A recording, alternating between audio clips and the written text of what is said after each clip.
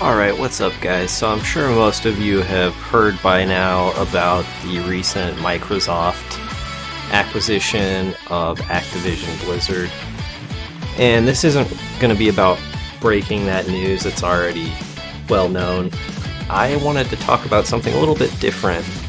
And when I was hearing about this and watching some of the interviews between Phil Spencer and Bobby Kotick, the CEOs of Xbox and Activision Blizzard, respectively, they kept mentioning the Metaverse, which had me a little bit perplexed. They cited that many times across different interviews on being the reason Microsoft wanted to acquire Blizzard, or Activision Blizzard. So, to me, I wanted to kind of dig into this a little bit and talk about it here, kind of break it down. It's an odd development to me as someone that's grown up with gaming. Pretty much when I was a kid, we started out with the Atari and then had pretty much every console from there until present day, and I did a lot of PC gaming as well growing up, so I wanted to try and find out what exactly, because honestly I don't care about this Metaverse. I don't think really anyone does, except for these boomers that it's like they just heard about MMOs and they think it could be an opportunity to con some people out of money. So it's like they're trying to brand basically an MMO and call it the Metaverse to sell you skins and that kind of thing for your online digital avatar. That's basically all I've been able to find. So that's summed up, that's what they think the Metaverse is going to be, is just an online digital space where you'll go and, like an idiot, spend a bunch of money on avatars and basically NFTs to pimp out your online avatar for digital work meetings, etc., or online shopping malls. I don't know where they are coming up with this, why they think that it's going to be a productive or profitable venture. I think it's basically just because Mark Zuckerberg put it out there into the ether, and you've got all these boomers that don't understand that this has basically existed since MMOs were a thing, so for several decades now, and the only reason that exists is for the purpose of playing those games. It has nothing to do with wanting to pimp out your online avatar for work meetings. We already have video calls for that kind of thing. Adding an extra step in there to just make it a virtual work meeting and then paying money to make your work avatar look different. I don't know who they think is gonna spend money on that. It's just absolutely moronic, and they must have a really low opinion of gamers in general and just people in general. I don't know what IQ level person is gonna waste their money. I mean, I guess there's people out there that waste their money on NFTs and other just, to me, if it's not a physical asset, you're wasting your money. I'm sorry to say, but it's just all speculative, and it's basically worthless. You can't do anything with it, so it has no real world value. it's not a hard physical asset.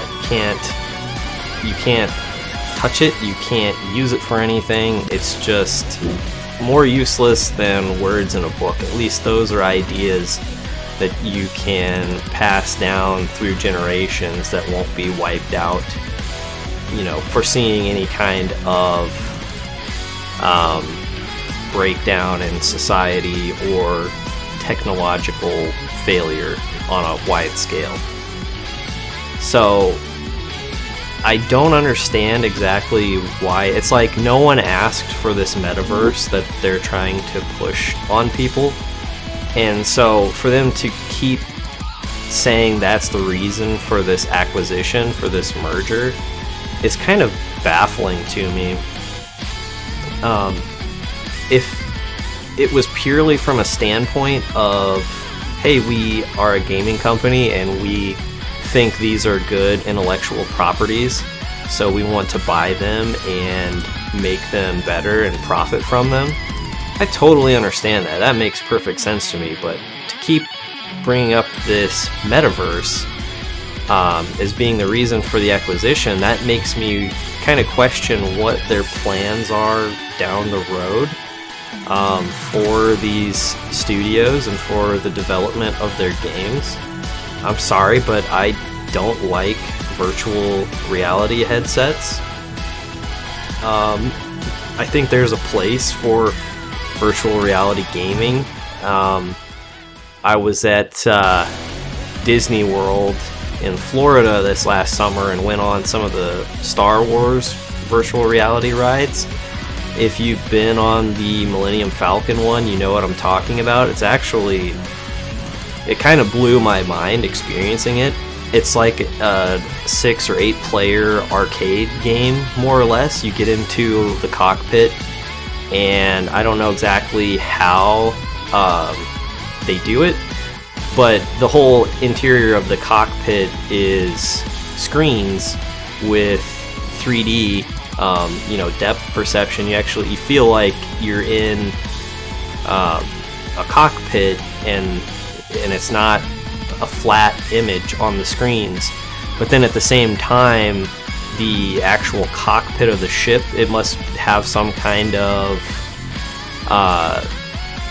be on some kind of like roller coaster like system.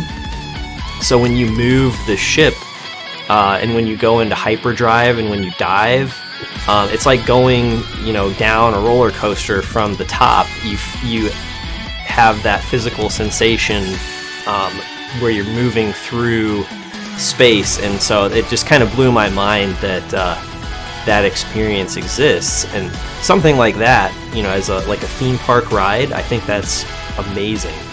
But to sit in my home and to log on to an online shopping mall to buy digital avatars or a digital house, who asked for that? Who wants that? I mean, yeah, we have some things like that in games, but those are like side attractions to the game, and we're only in that gaming space because of either our love of the IP and the brand, or just to play the game or play the game with our friends. It has nothing to do, like, the sole purpose of the game is not creating an avatar with an online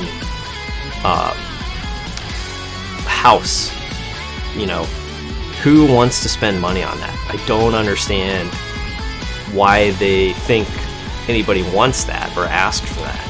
So basically, what it seems to me they've done is boiled down MMOs to their most base level from observing as an outsider, as a boomer with no real experience in gaming or why people enjoy gaming.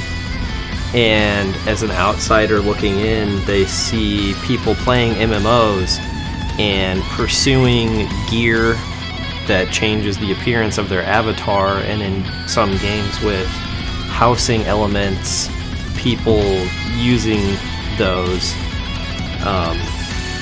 and then they think to themselves, hey, that's what is driving this behavior, and we can monetize that in this way, in this so-called metaverse that doesn't even exist. They're basically just trying to create it by talking about it, when in reality what they don't understand is that the whole point of getting the gear is to make your character stronger so that you can feel that sense of character growth and power in your enjoyment of destroying monsters and fighting other players, etc. And the housing elements usually have some sort of progression aspect in that you will reap rewards or benefits from it, or it's just something to do at the end game to kind of pimp out, you know, your character a little further, as like a side attraction. But usually there's some kind of added benefit to it, what have you. So outside looking in, they're like, oh, look, they want to spend money on making their character look cooler and making this housing element, and they'll spend money on just, you know, the appearance, because people buy skins in other games, when, you know, it's like they completely miss the fact that people spend time in these online worlds, for lack of a better term, because they gain some sort of enjoyment from it, from playing these games. And a lot of times you want to support the developers, and so you'll purchase a skin or what have you, or you'll pay a subscription fee, or you'll pay for the game, the box price. But it has nothing to do really with, you know, the avatar. And they completely miss the fact that the only reason you are pursuing that gear is to make your character stronger, and oftentimes the stronger gear, they make it look cooler just because those things go hand in hand. Or when you buy a skin in a game, it's just because you have that urge to do it, to either support the developers or because you think it looks cool. But you're not going to just buy a skin for a game that you don't play, or for a character that you never use, or just to pay money so that you can display an image on your Facebook page.